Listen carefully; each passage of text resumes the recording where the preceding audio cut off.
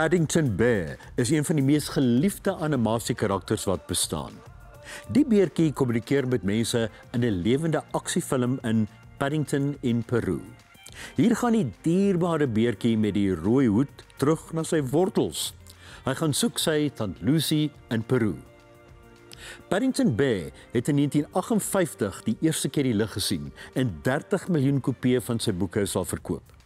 Hierdie oulike kaland is altyd goed gemanierd, is dol oor marmelade en beland gedurig in onmoontlike situasies, selfs al probeer hy uit die moeilikheid bly.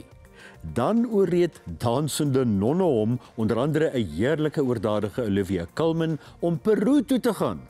Op pad beland hy in allerlei lomp avonture wat die kinders hysteries sal vind. Hier is nou 'n familievriendelike kinderfantasie wat duisende kinderharte sal steel, selfs die slimfoon en videospeletjie brigade. Paddington veroorsaak chaos in Peru en jy kan saamreis. Dis pragtig. Jy kan dit net in fliekteater sien.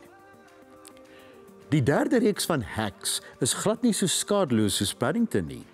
Hacks het reeds elke denkbare prys gewen wat die Emmys bied. Wees gewaarsku teen taalgebruik en taai situasies waarin 'n skerp skertser haar bevind. Nou wat is 'n skerp sketser, vra jy? Dis die Afrikaans vir stand-up comedian. Die veelbekroonde Jean Smart se mond moet met skottelgoedwater en suur uitgespoel word.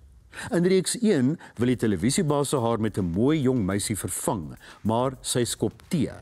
Dan kruis 'n slim jong grapmaker haar pad. Die verhouding tussen die twee is modderkoekiebak snaaks, maar kan kykers skok. Tog word dit beskou as een van die gewaagste, maar snaakste televisiereekse ooit met venynige kwinkslae. Hacks op Showmax kan jou uitbundig laat lag of heeltemal opklits. Let op die waarskuwings, dis super gewild. Jy kan hierdie resensies op Ontbytsake se webtuiste lees. Volgende week is daar 'n splinternuwe weergawe van Suits, naamlik Suits LA, en 'n bangmaak fliek The Monkey. Ek groet tot dan.